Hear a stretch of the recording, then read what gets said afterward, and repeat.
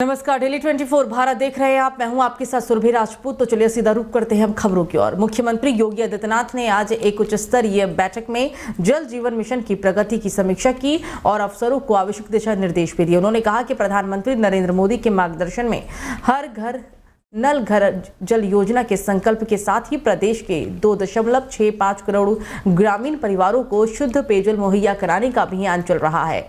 जल जीवन मिशन के प्रारंभ से मात्र 5.16 लाख परिवारों को ही नल से शुद्ध पेयजल की उपलब्धता थी। लगातार प्रयासों से आज 2 करोड़ 12 लाख से ज्यादा परिवारों के लिए शुद्ध पेयजल का सपना साकार हो पाया है।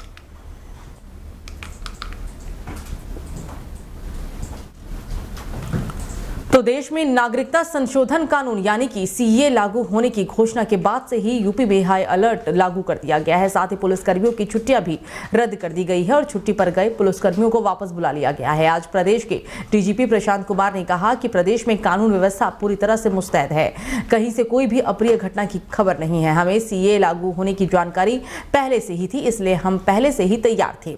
इससे जुड़े सभी स्टेक होल्डर्स जैसे कि धार्मिक नेता, पीस कमेटी, डिजिटल वॉलंटियर्स और सिविल डिफेंस के लोगों से लगातार बातचीत भी चल रही थी। सीए को लेके ये संभावना व्यक्त की जा रही थी, इसको जल्दी सरकार लागू करेगी। इसको लेके हम लोगों ने बृहद तैयारियां की थी पहले से, और हमारे जितने भी फील्ड के अधिकारी हैं उनको इस संबंध में सेंसिटाइज कर दिया गया था और उनकी लगातार सभी स्टेक होल्डर्स जैसे धार्मिक नेता हैं, पीस कमेटी के मेंबर्स हैं, डिजिटल वॉलंटियर्स हैं और सिविल डिफेंस के लोग हैं, उनके साथ लगातार वार्ता चल रही थी। और मैं पुनः यह स्पष्ट करना चाहूंगा कि सीए एक ऐसा रूल है जिसके साथ किसी के साथ कोई नागरिकता किसी की जानी नहीं, एक एनेबलिंग प्रोविजन है जिससे कि किसी को नागरिकता दी जाए। तो चलिए खबरों में आगे बढ़ते हैं। बात अब महोबा की अवैध खनन के दौरान हो रही ब्लास्टिंग से दर्दनाक हादसा हो गया। पहाड़ में विस्फोट की चपेट में आने की वजह से 4 मजदूरों की मौत हो गई, जबकि 8 मजदूरों के दबे होने की भी आशंका है। पूरी घटना कबरई थाना क्षेत्र के पारा गांव के पास की है। सूचना पर पहुंची पुलिस रेस्क्यू ऑपरेशन में जुटी हुई है। आक्रोशित परिजन मौके पर हंगामा भी शुरू कर रहे हैं और फिलहाल जाम जैसी स्थिति बनी हुई है। मिल रही जानकारी के मुताबिक वरिष्ठ खनिज अधिकारी आरबी सिंह एवं खनन निरीक्षक के संरक्षण में चल रहे अवैध खनन का खेल चल रहा था। फिलहाल मौके पर पुलिस प्रशासन की टीम रेस्क्यू में जुटी हुई है। उधर मुख्यमंत्री योगी आदित्यनाथ ने भी हादसे का संज्ञान लेते हुए मृतकों के शोक संतप्त परिजनों के प्रति संवेदनाएं व्यक्त की है। मुख्यमंत्री ने अधिकारियों को तत्काल मौके पर पहुंचकर राहत कार्य में तेजी लाने के निर्देश दे दिए हैं। मुख्यमंत्री ने घायलों के समुचित उपचार के भी निर्देश दिए हैं। तो लोकसभा चुनाव के लिए आचार संहिता लागू होने से पहले उत्तर प्रदेश में एक और प्रशासनिक फेरबदल देखने को मिला है। यूपी में प्रधानमंत्री के संसदीय क्षेत्र वाराणसी के पुलिस कमिश्नर को हटा दिया गया है और साथ ही एटीएस में नए आईजी को तैनाती मिल गई है। आपको बता दें कि वाराणसी के पुलिस कमिश्नर मूथा अशोक जैन हटाए गए हैं और एटीएस के एडीजी मोहित अग्रवाल को वाराणसी पुलिस कमिश्नर बनाया गया है। 1995 कैडर के आईपीएस मूथा अशोक जैन को पुलिस आयुक्त पुलिस कमिश्नरेट वाराणसी के पद से अपर पुलिस महानिदेशक की जगह उत्तर प्रदेश पुलिस भर्ती और पदोन्नति बोर्ड लखनऊ की जिम्मेदारी दी गई है। मोहित अग्रवाल अभी तक यूपी एटीएस में अपर पुलिस महानिदेशक की जिम्मेदारी संभाल रहे थे और अब वो वाराणसी के पुलिस कमिश्नर होंगे। वाराणसी प्रधानमंत्री नरेंद्र मोदी का संसदीय क्षेत्र भी है और अगले एक हफ्ते में चुनाव आचार संहिता लागू होने की भी संभावना के बीच ये बड़ा फेरबदल किया गया है।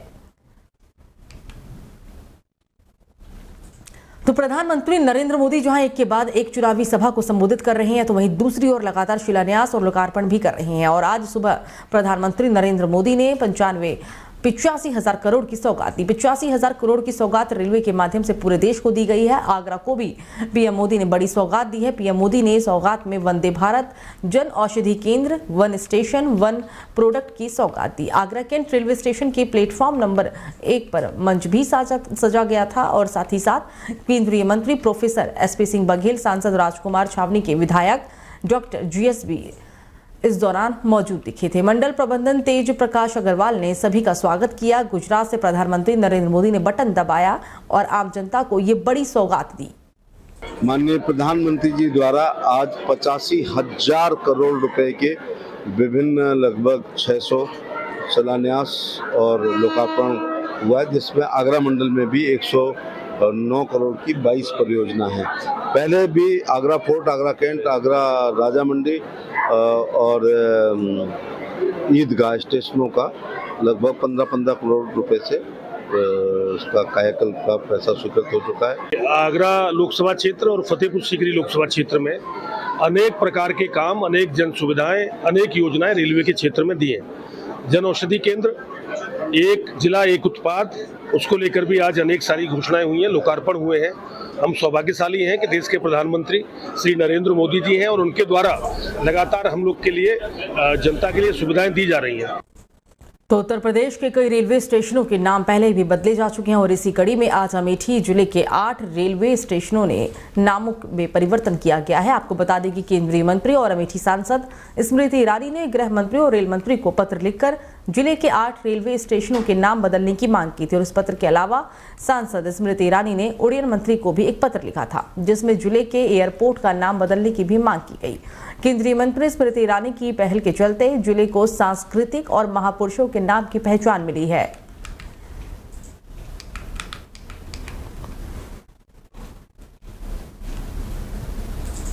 तो चलिए खबरों में आगे बढ़ते हैं। सुहेल देव भारतीय समाज पार्टी की प्रदेश महासचिव नंदिनी राजभर की हत्या का मामला चर्चा में बना हुआ है। आपको बता दें कि बीती रात हमलावरों ने चाकू से गोदकर नंदिनी राजभर की निर्मम हत्या कर दी थी और हमलावर मौके से फरार भी हो गए थे। वहीं अब इस हत्याकांड को लेकर सुबह सपा अध्यक्ष ओम प्रकाश राजभर ने मृतका के परिजनों से मुलाकात की और कहा कि समाजवादी पार्टी की सरकार में पैदा हुए कुछ ऐसे गुंडे हैं जिनको उस समय भी सपा सरकार में संरक्षण मिला था और वो आज भी अपने काम में लगे हुए हैं।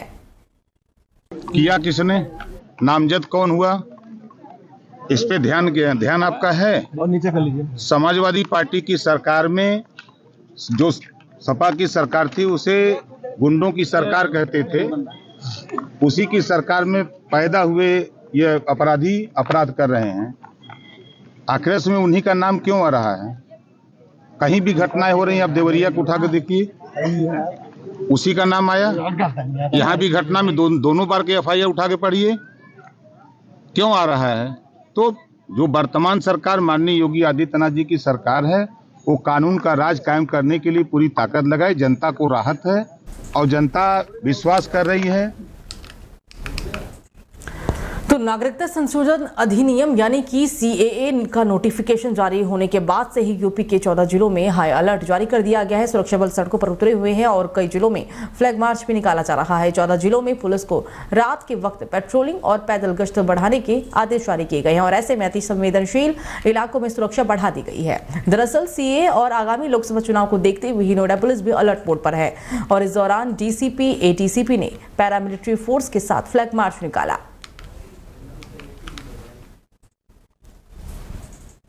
हाँ जी, ये नोएडा जोन में हमारे जो सेक्टर और जोनल स्कीम लागू की गई है, जिसमें हम लोगों ने जो मिश्रित आबादी का एरिया है या संवेदनशील एरिया है जहाँ पर आपराधिक तत्व रहते हैं, उन पर सख्त निगरानी करने के लिए व्यवस्था लागू की गई। देखिए, जगह जगह आप देखेंगे यहाँ पर भी ड्रोन का इस्तेमाल किया जा रहा है। हम लोग manual intelligence, electronic surveillance and manual surveillance, तमाम तरीकों से हम लोग अपने तरीके से जो आपराधिक तत्व हैं, जो असामाजिक तत्व हैं, उन पर निगरानी की जा रही। तो केंद्र सरकार ने नागरिकता संशोधन कानून की अधिसूचना जारी कर दी है और जिसके बाद से सियासत गरमाई हुई दिख रही है। विपक्षी दल इसे लगातार केंद्र सरकार पर इसको लेकर सवाल उठा रहे हैं और इसी बीच यूपी की मुरादाबाद सीट से सपा सांसद ST हसन ने भी बीजेपी पर हमला बोला। सपा सांसद ने कहा कि CAA एक ऐसा कानून है जिसमें धर्म के नाम पर भेदभाव किया जा रहा है। इस कानून में मुस्लिमों को अलग कर दिया गया है। हमें कानून को लेकर कोई दिक्कत नहीं है, लेकिन ये सिर्फ धर्म के नाम पर हो रहा है। आपको बता दें कि केंद्र सरकार ने नागरिक संशोधन अधिनियम को लागू करने की अधिसूचना जारी कर दी है और इसके तहत ही भारत के 3 पड़ोसी देश जिसमें पाकिस्तान, अफगानिस्तान और बांग्लादेश से आए गैर मुस्लिमों को नागरिकता दी जाएगी।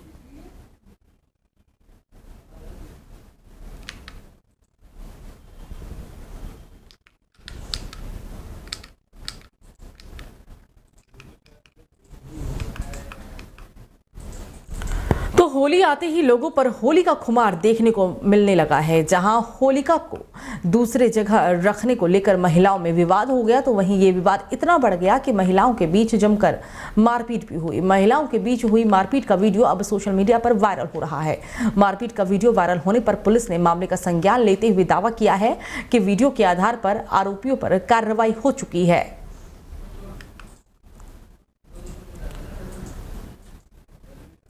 तो अब बात करते हैं यूपी के सिद्धार्थनगर की, जहां सिद्धार्थनगर के शोहरतगढ़ थाने से लगभग 200 मीटर की दूरी पर हर्ष फायरिंग की गई। हर्ष फायरिंग का वीडियो सोशल मीडिया पर वायरल हो रहा है। वायरल वीडियो में 3-4 लोग हर्ष फायरिंग करते हुए नजर आ रहे हैं। वायरल वीडियो शोहरतगढ़ के खुनुवा बाईपास रोड के चौधरी मैरिज हॉल का बताया जा रहा है।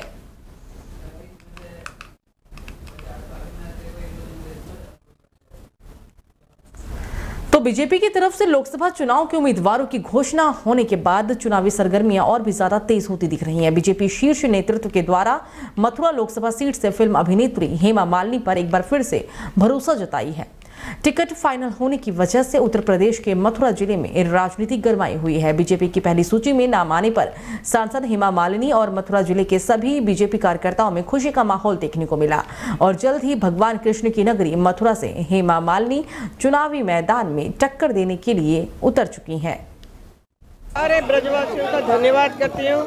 अभी इस वक्त जितने लोगों ने मुझे स्वागत किया है यहाँ, मुझे बहुत ही खुशी हो रही है कि मेरे ऊपर भरोसा करके सब लोगों ने अपना साथ दे रहे हैं। तो मैं भी पिछले 10 साल से यहाँ पर हूँ, बहुत सारा काम किया है और आगे भी करना है। और इस बार गांव में से कहाँ से भी फ़ोन आया मुझे, मैं जानती हूँ नहीं जानती हूँ, ऐसे लोग हैं जितने भी लोगों ने फ़ोन किया सबका अटेंड किया। उन्होंने सिर्फ अपनी खुशी जाहिर की, इसलिए बड़ा अच्छा लग रहा है।